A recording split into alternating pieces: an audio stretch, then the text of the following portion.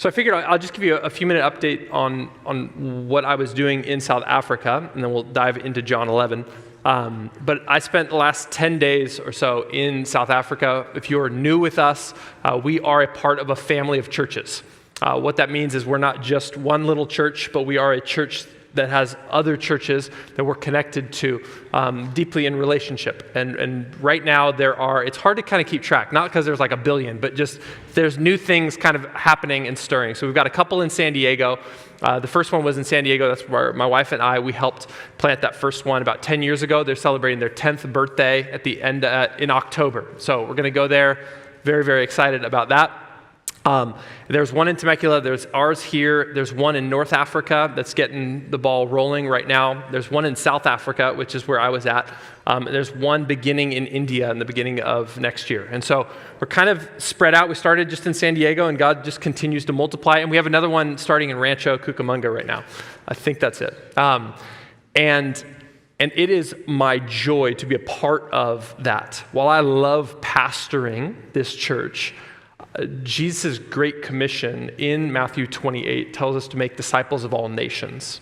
And one of the tendencies that can happen, and maybe just in American church, but just wherever, is that it's easy just to see our little context and think that's the center of the world. And yet what is true is there's almost 8 billion people on the globe, and Jesus loves each of them and wants each of them to know him. And so we are a part of a bigger story than just this little church that gathers on Sundays in Chatsworth. And so once a year, I usually head with a team to South Africa to visit our church out there to just spend some time preaching and equipping and teaching and building relationships. And our church in South Africa has been hit very, very hard over the last few years. Their name is Harbor City, and Durban, South Africa, if you watch anything in the news, has just been hit hard. COVID was very challenging for other, it was very challenging for America, but in other countries as well. It hit South Africa very, very hard. And not only was it COVID, but they had some political unrest, social unrest in July of last year that just decimated much of Durban. One of their previous presidents was arrested, and that created just a spark of riots and looting in the city, and many, many grocery stores were burnt down, ransacked, looted, and it it crippled the economy in a significant way that many people in Durban, South Africa, where the church is, ended up moving.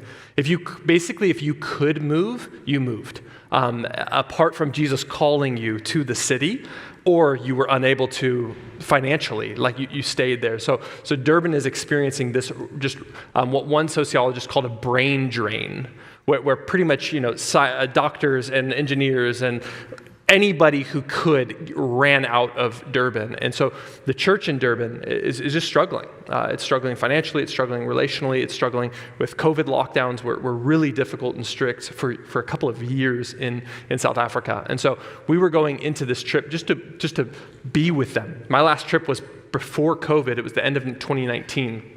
And there were 3 eldership couples that were leading the church. All 3 of them are no longer a part of that church. One of them moved to San Diego, is now a part of Restored San Diego. But now a new couple is leading the church in Durban. And so we just spent some time with them, building relationships, teaching, equipping, helping as best we can. And it was a beautiful, beautiful time. I think I did go in with pretty low expectations, very unsure of how things were going to go. But one of the most beautiful things we did was a 2-night retreat for the church. We kind of did 30-some people went, and we just spent some time together with some teachings and meals and just hanging out, and it was a beautiful time of connecting. And so just one, thank you. I love that that's part of my job, that I get to do that stuff. And 2, just thank you for praying. Thank you for those of you who are praying for me. I do feel okay. I don't think I'm too jet lagged. If I say some crazy stuff, we'll blame it on the jet lag today. But it's a gnarly, I spent 48 hours on an airplane in 10 days. Yeah, and they've got 1,000 movies, but it doesn't matter. It's too long. The flight from LA to Dubai is 16 hours.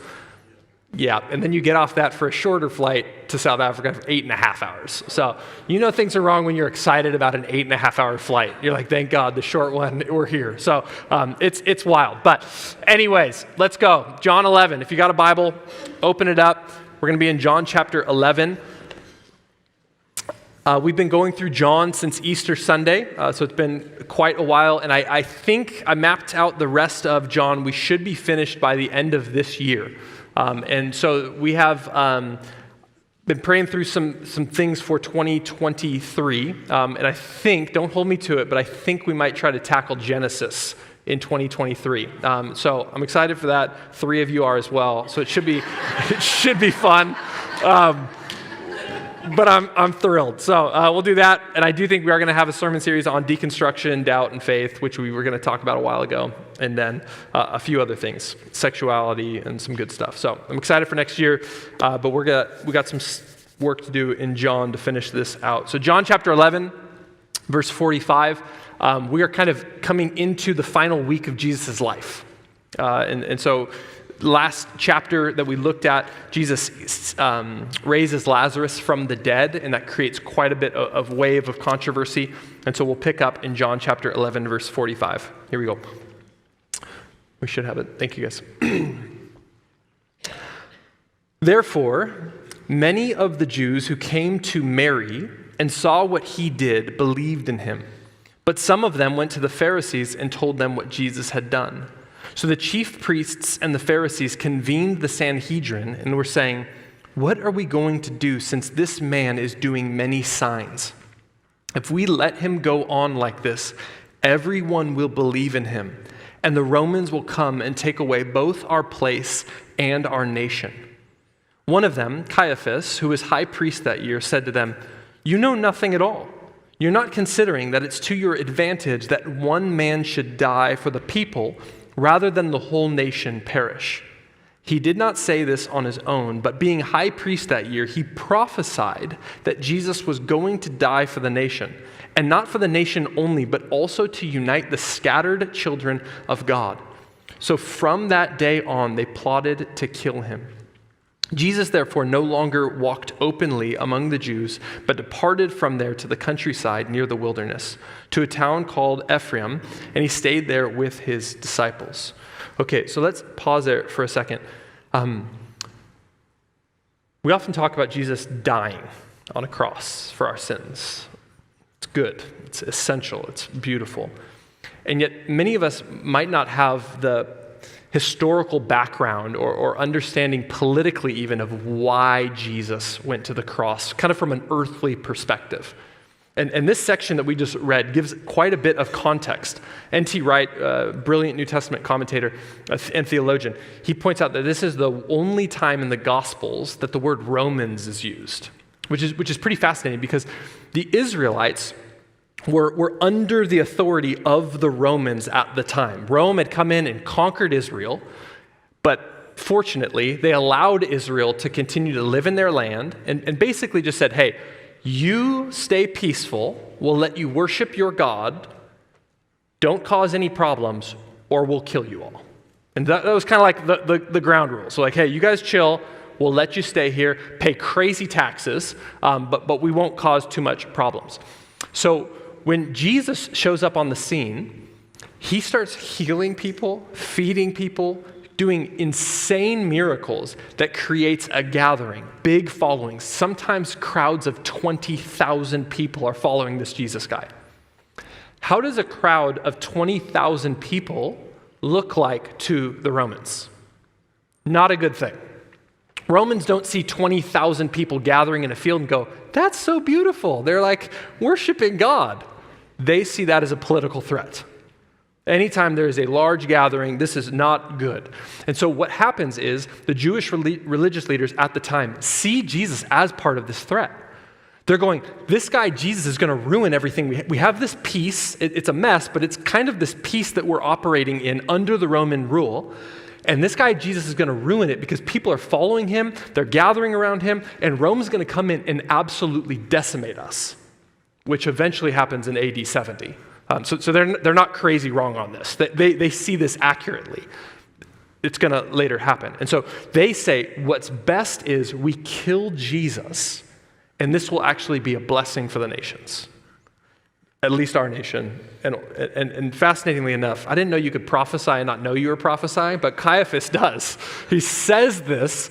He's like, hey, it's going to be good. He'll die for the sake of the nation. And then John kind of comments. He's like, he didn't even know what he was saying, but that is actually what's going to happen. Jesus is going to die as a substitute for the nation, the nations included, to unite the scattered people of God back to himself. So there's a lot going on there, but it's absolutely beautiful. One of the wildest things in this passage is that many of us believe that if you struggle with your faith, or you're not sure if there's a God, or you're just kind of unsure about this whole Jesus thing, it's easy for us to think like, man, if I saw a miracle, then I would believe in God. What's wild about this passage is these people are seeing Jesus' miracles over and over and over, and they're like, we've got to kill him. They're not like, yay, tell us more about God. They're like, he's a threat. And I've seen this firsthand. Men and women who've encountered a miracle, they've seen it, and it doesn't change hearts. We need Jesus to save us and change our hearts. Miracles are beautiful. We love them. We pursue them. We ask for signs that point to Jesus. And yet even a miracle in and of itself can't change a heart. Let's continue on in verse 55. Now the Jewish Passover was near, and many went up to Jerusalem from the country to purify themselves before the Passover. They were looking for Jesus and asking one another as they stood in the temple, "What do you think? He won't come to the festival, will he?" The chief priests and the Pharisees had given orders that if anyone knew where he was, he should report it so that they could arrest him. Okay, so the feast of the Passover is coming up in Jerusalem. Israelites from all over the nation will flock to Jerusalem. This is a huge, huge event. And the religious leaders are nervous. Like, this is a time where Rome is on edge. Everyone's on edge because there's hundreds of thousands of people in Jerusalem to worship God, ultimately celebrating the Passover that happened in Exodus, where God delivered the Israelites out of slavery under the Egyptians. And they're coming to celebrate. And Jesus, they're to say, if you see Jesus here, we have to arrest him. He might cause some scene. We got to get rid of him. And so, importantly, as we go into the end of John, about half of John is dedicated to the last week of Jesus' life. This is really important because John is a type of a biography about the life of Jesus. I really enjoy reading biographies. I've never read a biography where half of it was dedicated to the last week of their life. It's usually evenly spread out, right? It's like the first 10 years, then the next 10 years, and the next 10 years. John is not playing those games. John's whole book is dedicated to the last 3 years of Jesus' life, but half of that book is dedicated to the last week of Jesus' life. This is to remind us that Jesus came to die and rise from the dead. He didn't come just to hang out and play games and chill. The gospel is about his life, death, and resurrection, but we see it most clearly through his death and resurrection in this final week. Let's finish it off for this morning with this next story. Chapter 12, verse 1. 6 days before the Passover, Jesus came to Bethany where Lazarus was, the one Jesus had raised from the dead. In case you forgot, that's him. So they gave a dinner for him there. Mary and Martha were Lazarus' sisters, right?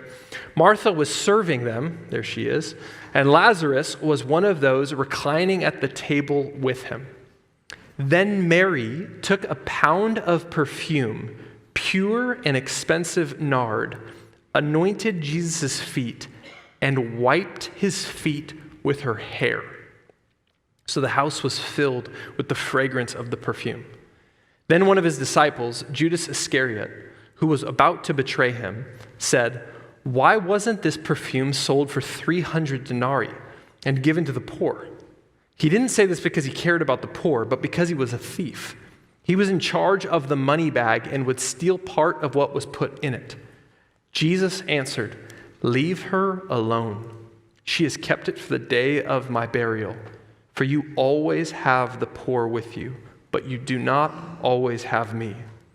Then a large crowd of the Jews learned he was there. They came not only because of Jesus, but also to see Lazarus, the one he had raised from the dead. But the chief priests had decided to kill Lazarus also, because he was the reason many of the Jews were deserting them and believing in Jesus. Okay. This story it's beautiful, but it's also a little awkward. Like it gives me like the Michael Scott dinner party vibes from The Office. We see it as this beautiful moment of this woman taking her hair down, which in that cultural context would be only for a husband to see in the bedroom. She pours out this expensive perfume, 300 denarii. A denarii is like a day's wage. So minimum wage, I tried to like price it out. It'd be about $30,000 perfume. Yeah, this is, I did Google. There's the most expensive bottle of perfume is $1.25 million. So it's not that extent, but it's impressive. $30,000. $30,000 worth of perfume, and she undoes her hair.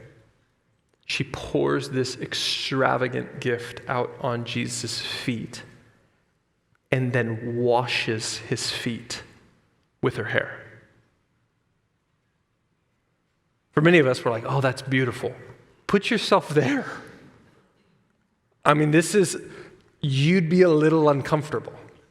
Here's Jesus, this rabbi, this teacher who's claiming to be God. He's allowing this woman to do something that appears not according to culture.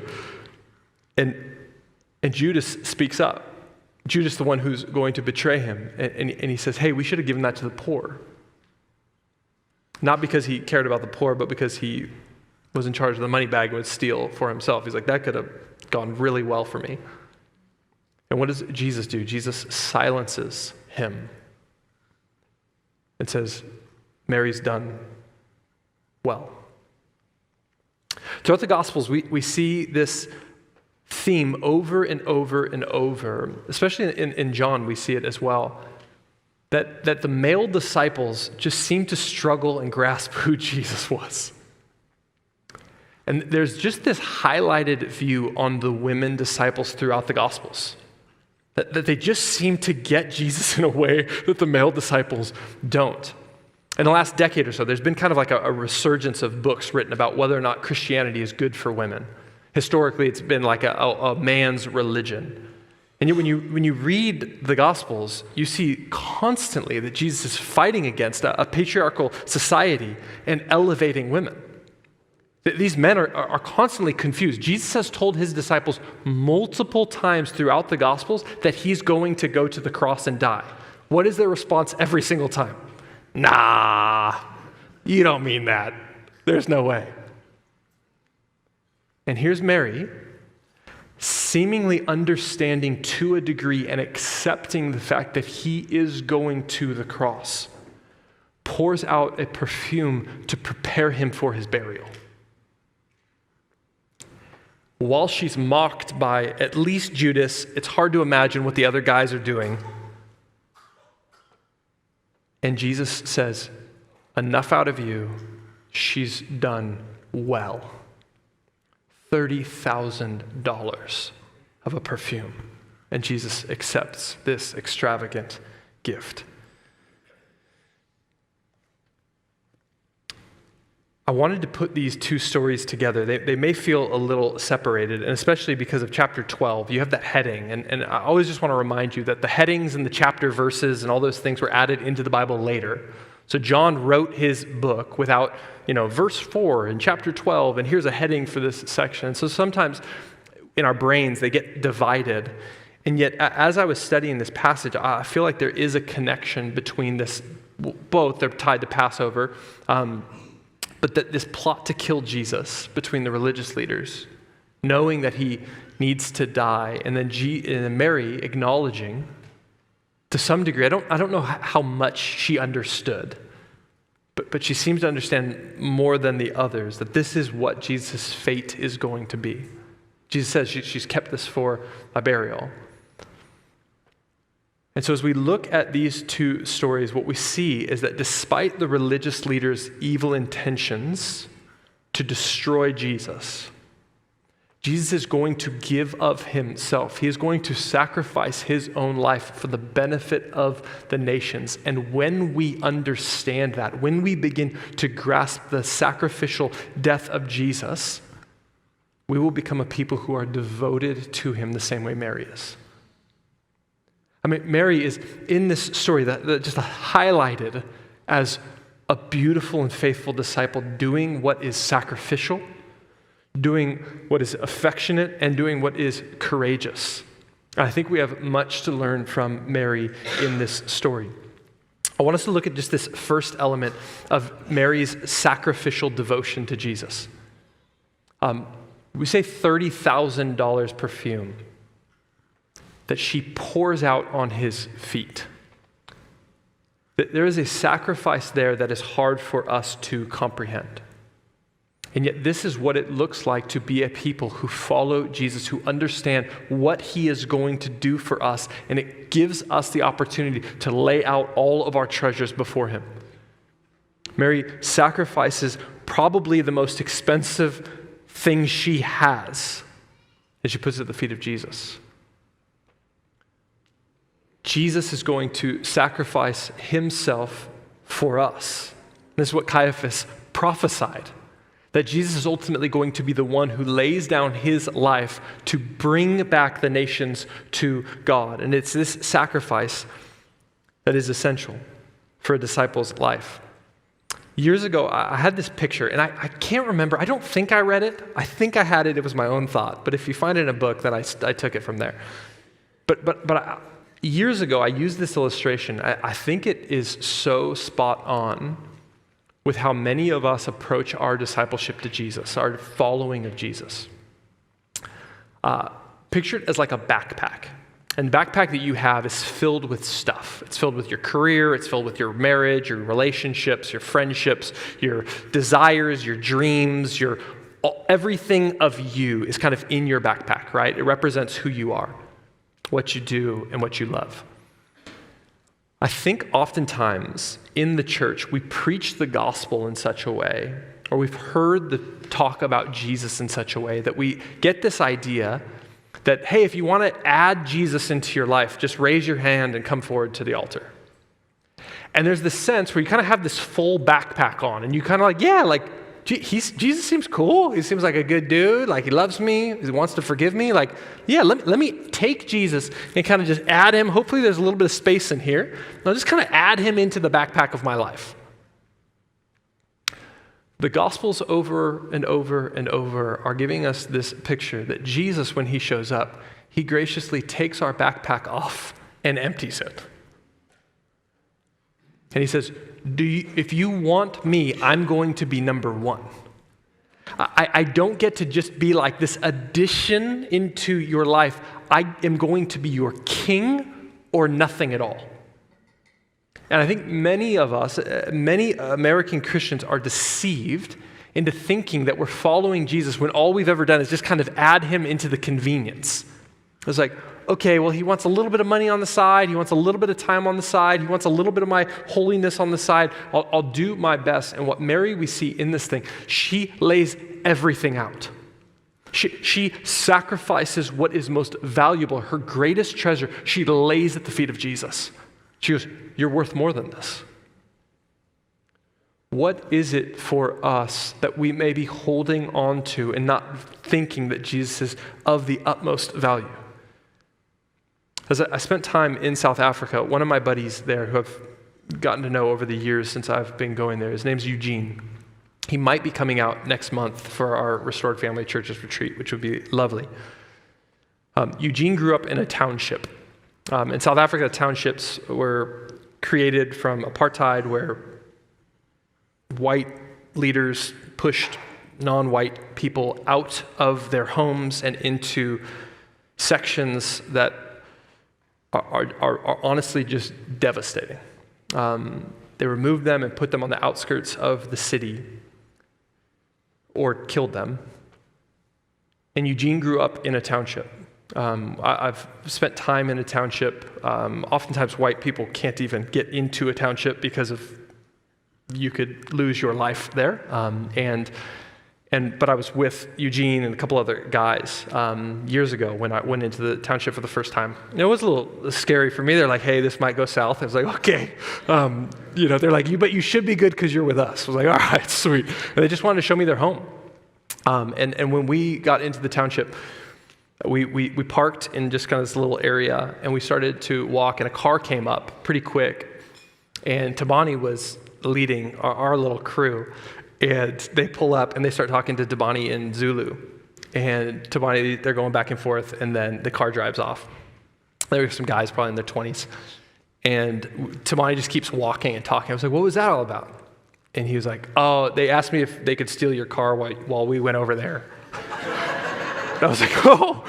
I was like, what? He's like, I told him no. I was like, should we, are you sure? He's like, oh no, they're good. I told him no, it's fine. I was like, all right, dude, like whatever.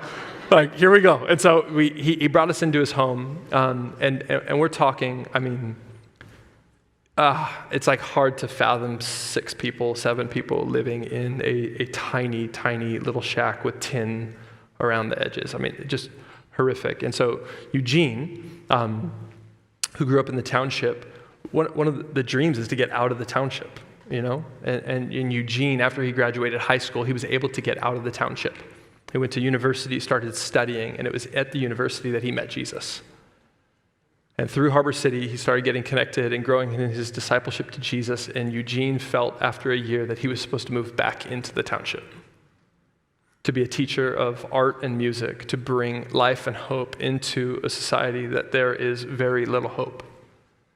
I was just talking with Eugene about the difficulties of that this past week. Just kind of like, dude, this is the exact opposite of upward mobility, of the American dream in a sense. And here he is as a man who's going, but I've seen how Jesus moved. Jesus went from heaven to earth. Jesus left the comforts of everything he had to pursue us and save us. And Eugene sees this as just an opportunity for him to sacrifice part of his life to bring blessing and benefit to boys and girls who don't know Jesus. I think for many of us, man, that story was so convicting for me hearing again this past week. Like, I'm not telling you have to move into a township. But maybe what area of your life seems to be off limits to Jesus? Like, is there something that you've kind of said, okay, Jesus, you can have most of me, but there's something, I would never leave the comforts of this. I would never give away this. I would never do this. Jesus goes, I'm either king or I'm nothing. And Mary shows us the beauty of what it looks like to be a devoted disciple who sacrifices the most precious gift she has. She also shows us this beauty of affection. Look at verse 3 again in chapter 12. Then Mary took a pound of perfume, pure and expensive nard, anointed Jesus' feet, and wiped his feet with her hair. So the house was filled with the fragrance of the perfume. You can't picture this story without seeing a deep affection in Mary. Like, it's hard to imagine Mary just kind of like in a cold, calculated way, like grabs her expensive nard, undoes her hair, pours it on Jesus, and just does this. All right, we're good. Like she gives herself over to this. There's a similar story in Luke chapter 7. It's not the same story, but another woman, who seems to be a prostitute, washes the feet of Jesus with her tears in a very similar way. And you sense just this deep, deep affection. And I think when we look at sacrifice, and there's clearly a monetary sacrifice that Mary made, but it wasn't only a monetary sacrifice, it was also an affectionate devotion to Jesus. And I think if we're honest, some of us are actually really, really good at sacrificing stuff. You may have heard that first point, you're like, I give money away, I give my time away, I'm good about sacrificing stuff. I'm not living for comfort, I'm living for Jesus' kingdom, I do a lot.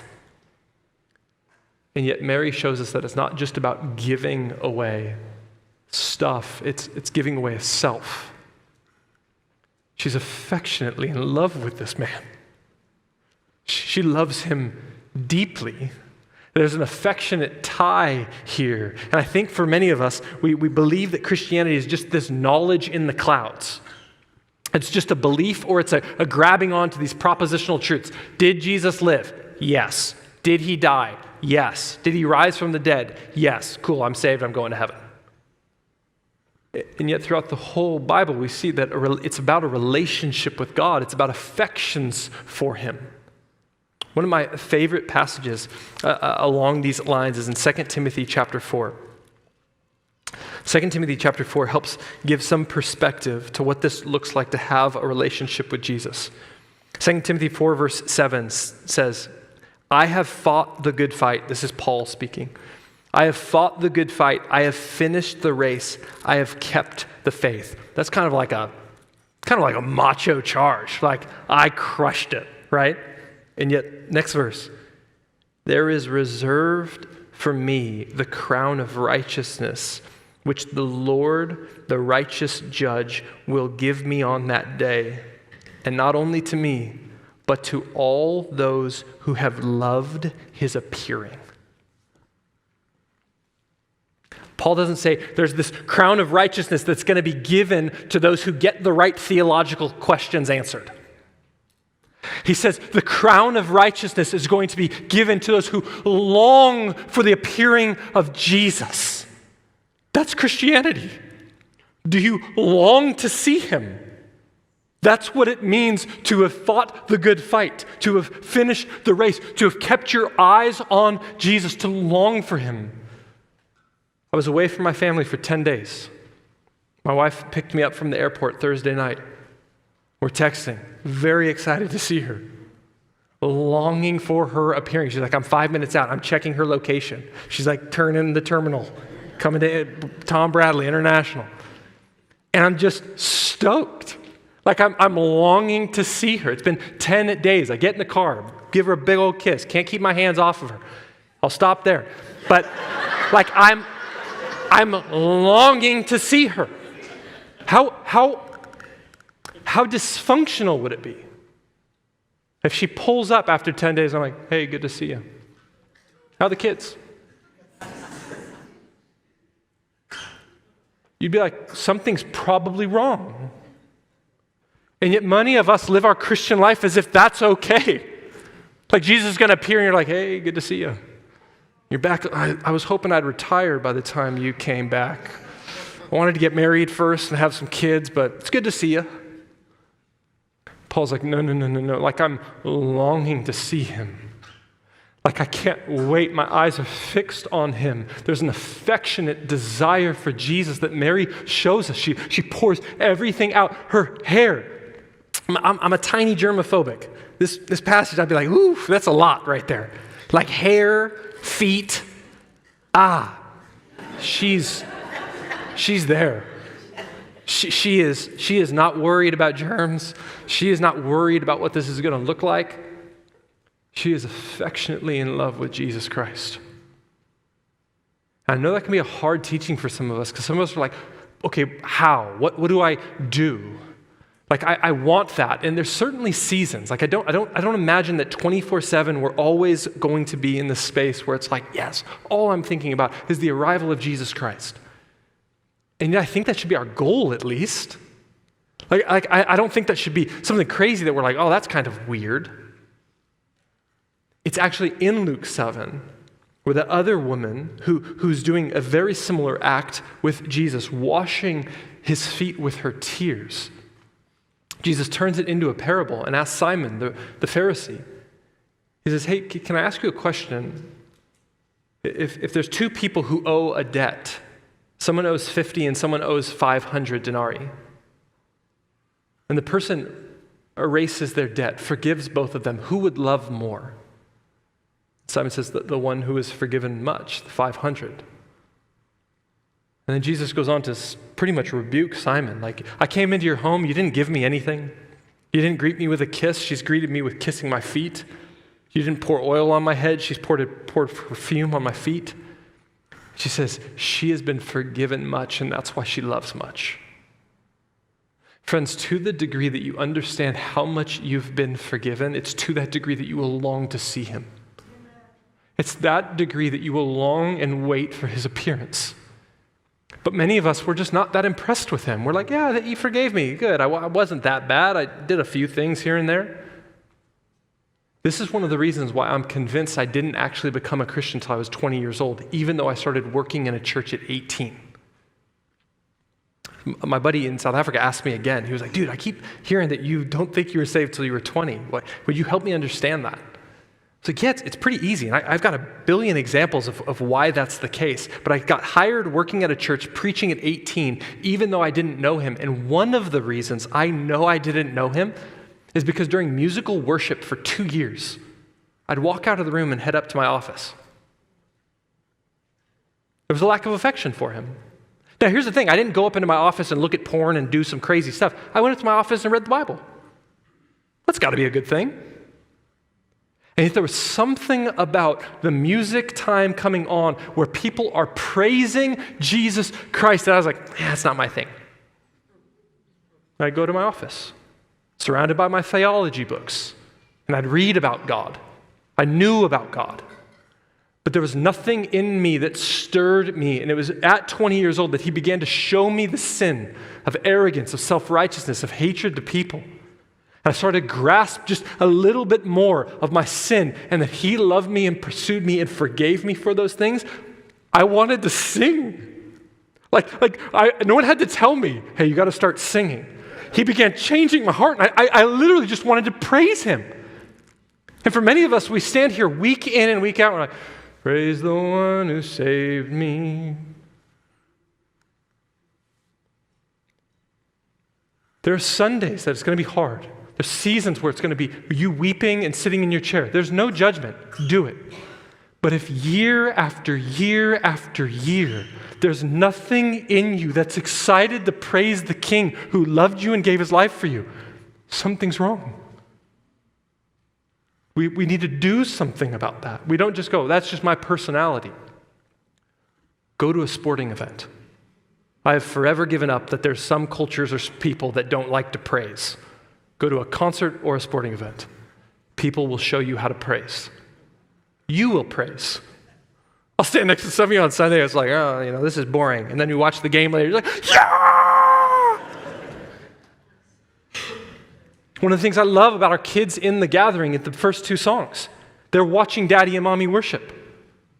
And I'm constantly convicted. I'm going, Jesus, would you help me that my kids would never see me more excited somewhere else than when I'm worshiping the King? Like they would see Daddy and Mommy singing. And not every Sunday. Some Sunday I'm going to sit down, I'm going to journal, whatever it is. But the general reality of my life is they look at me and go, whoever he's talking to, he's serious about. Like he loves this Jesus guy. Do you grasp how much he's forgiven you? Do you grasp how much he loves you? Do you grasp how much he's devoted himself affectionately toward you? He didn't just die on the cross with a cold face and calculations. Well, if I die, then this many people will be saved. Okay, we'll do that. It was the joy that was set before him that he endured the cross. He knew each one of us. He lovingly wanted to rescue. He wants you. He doesn't just want your stuff. He doesn't just want your time. He wants you. Would we be a people who are devoted to him sacrificially? Would we be a people devoted to him affectionately? And the last thing, briefly, devoted to him courageously. Courage it took Mary and a group of men to do what she did. I think sometimes we're willing to step out as long as everyone else is going to like what we do. You know the night before Mary's thinking about what she's going to do. I mean, this dinner party was planned.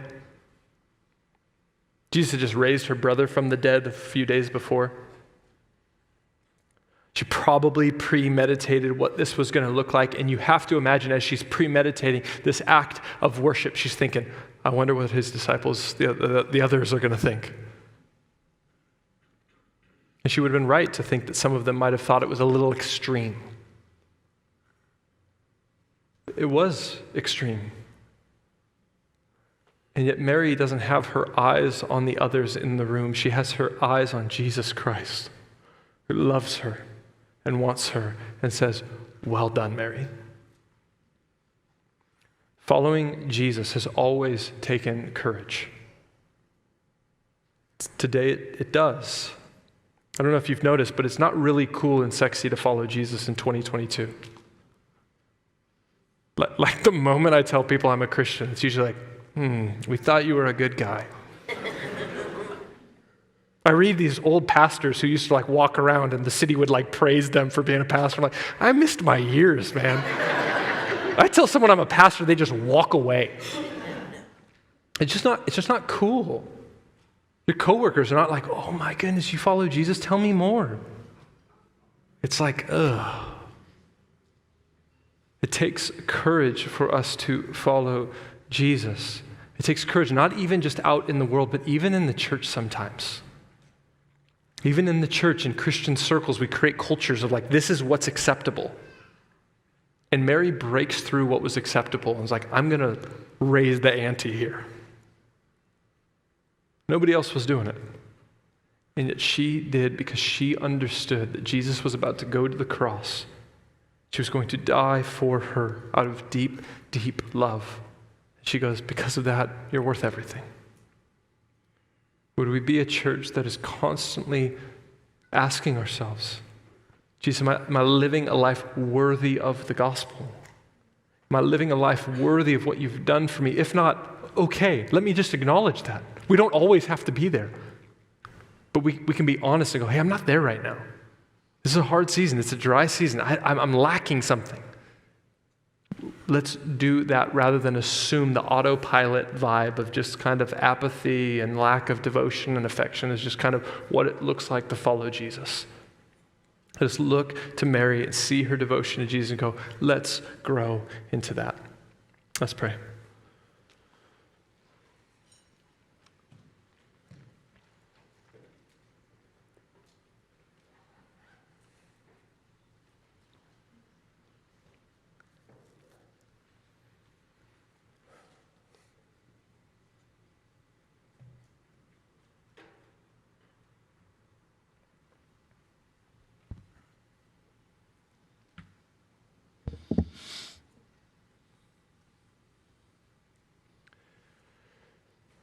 Jesus, thank you.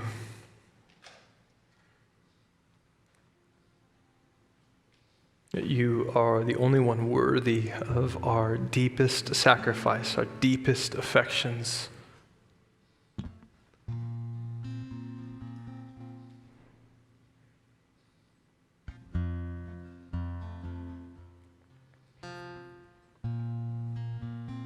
Jesus, thank you for your grace and your kindness toward us when we're not there. When we feel more in awe of what the world can give us. We're pursuing more sacrificially a job or a relationship or a comfort or power, whatever it is, more than you, Jesus. Would you forgive us? Would you help us acknowledge where we're truly at with you? Would you give us a holy discontentment? It's just constantly wanting more. More of you, Jesus, more of you. When we're in those difficult seasons, would we acknowledge them? And yet just not sit idly by and assuming things are going to magically change one day, but do everything in our power to experience more of who you are. To meditate more deeply on the things you've forgiven us for every single day, our entire lives. That at the cross, you're the one who gave your life up to bring and unite the nations that were scattered back to yourself.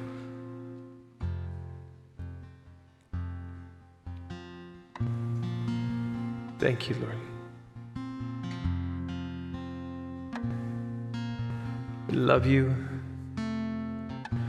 We trust you. It's in your beautiful name. Amen.